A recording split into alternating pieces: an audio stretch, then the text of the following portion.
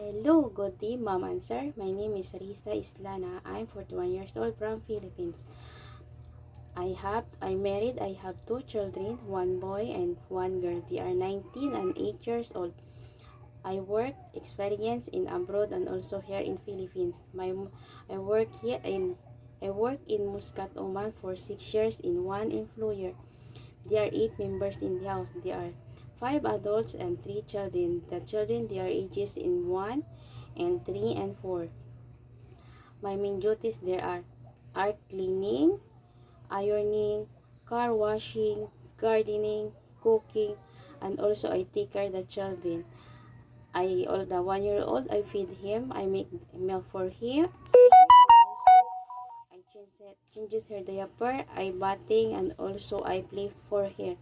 And also the 3 and 4, I send them in school because they are going in school. After going in school, I I also teach them their homework, assignment, and I play for them.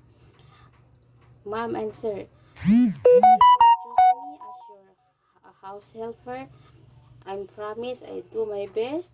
I'm a hardworking, responsible, patient, and I'm understanding. If you select me, man, sir, I promise I'll do my best. If you select, thank you and good day, mom and sir.